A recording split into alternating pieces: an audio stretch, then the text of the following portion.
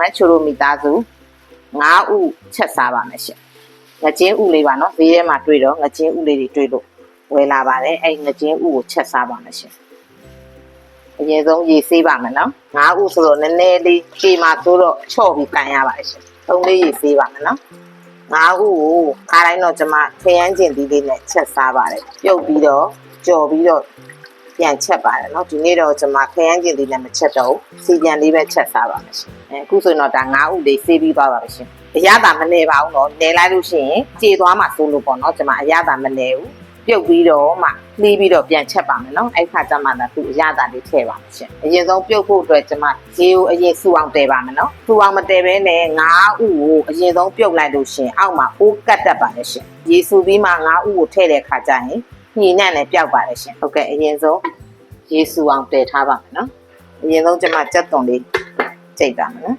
ဒီအင်းလေးကတော့ဘာမှသိမခတ်ပါဘူးရှင်9ဥကိုပြုတ်လိုက်တာပဲပြုတ်ပြီးတော့လှီးပြီးတော့ကျွန်မပြန်ချက်ပါမယ်နော်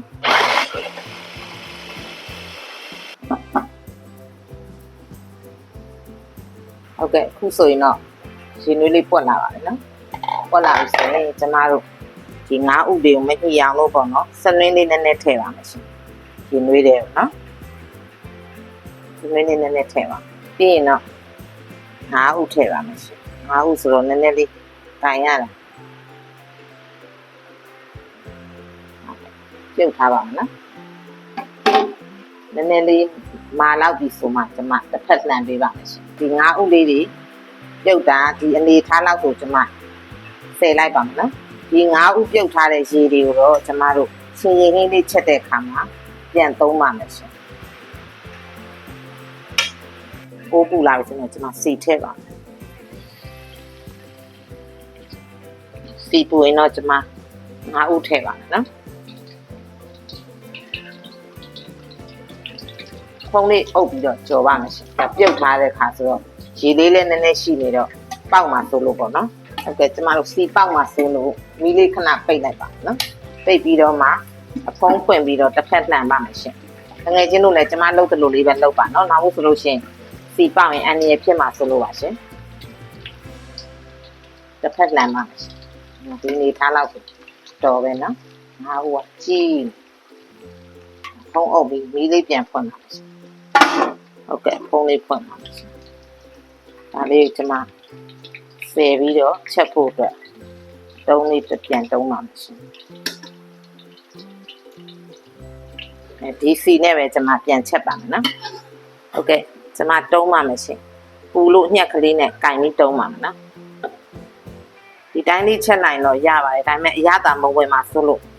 ကျွန်မတုံးလိုက်တာပါနော်အဲ့လိုပြုတ်ပြီးတော့ကျွန်မတို့ပြန်ကြော်တဲ့ခါကျတော့9ဥတွေကမကြေတော့ဘူးပေါ့နော်အဲ့ဒီအတွက်ကျွန်မပြုတ်ပြီးတော့ကြော်ပြီးမှပြန်ချက်တာပါရှင်ဒီလိုလေးတုံးလိုက်တော့လေဟင်းအနှစ်တည်းဒီ9ဥတွေအရသာဝင်သွားတာပေါ့နော်ဆိုတော့ကြော်ထားတဲ့စီနဲ့ပဲချက်ပါမယ်နော်ကြက်သွန်ဖြူနေထည့်ပါရှင်စီပြန်လေးပေါ့နော်ချက်စားပါမယ်ရှင်စနွင်းလေးထည့်ပါမယ်ရှင်ကြက်သွန်လေးနည်းနည်းနွန်းလာပြီကြက်လာပြီဆိုကျွန်မရုပ်ပြီးအစိမ်းမုံလေးထည့်ပါရှင်စီတက်နေတော့မှငပြားရီအချုံမုတ်ကလေးထည့်ပြီးချိန်ပိုကောင်းပါတယ်နော်စီတက်နေတော့မှချက်ထည့်တဲ့အတွက်ပို့ပြီးတော့ဟင်းရဲ့အရသာပိုကောင်းပြီးမှုေးပါတယ်ရှင်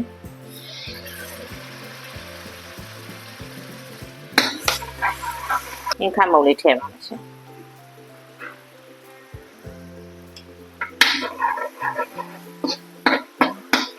ဒီတက်တာကြက်ပြီဆိုရင်ကျွန်မစောစောက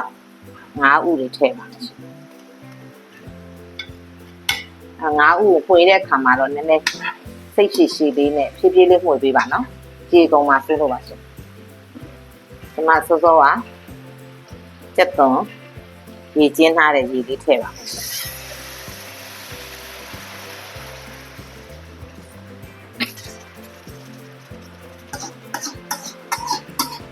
ဒီလေးနည်းနည်းလေးလို့ဖတ်ထည့်ပါမယ်နော်ဒီကအရင်အများကြီးလည်းထည့်ကြမလို့ပါဘူးနော်9ဥတွေကကျမတို့ပြုတ်ပြီးကြော်ထားတဲ့အတွက်ကြက်ပြီးသားဖြစ်တဲ့အတွက်နည်းနည်းလေးအရသာဝင်ရလေးပဲရေလေးဆက်ထည့်ပြီးချက်ပါမယ်ရှင်ဖုံးလေးအုပ်ထားပါမယ်နော် ဟုတ်ကဲ့ကျမငရုတ်သီးစိမ်းလေးနည်းနည်းထည့်ပါမယ်ရှင်နည်းနည်းလေးမှုရအောင်ပေါ့နော်ဒီလေးချိုးပြီးထည့်လိုက်ပါရှင်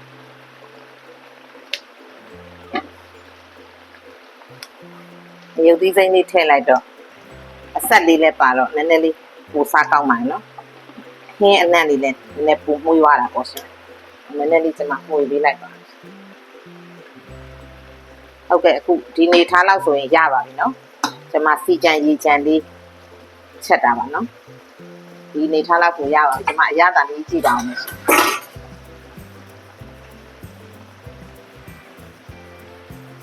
အရသာတော့ပါပဲရှင်ဒီနေထားလောက်ကိုရပါပြီကျမမီးပိတ်လိုက်ပါတော့ဟောကျမခဏလေးအဖုံးအုပ်ထားပါမယ်နော်ရုပ်သီးစိမ်းလေးနည်းနည်းလေးအနံ့လေးမှုရအောင်ခုဆိုရင်ငါးဥခင်းလေးတစ်ခွက်ရပါပြီနော်ငရုတ်သီးစိမ်းလေးအုပ်လိုက်တဲ့အခါကျတော့အနံ့လေးပုံမှုပါတယ်ရှင်ဟုတ်ကဲ့အခုဆိုရင်တော့အရသာရှိတယ်ငါးဥခင်းတစ်ခွက်ရပါပြီရှင်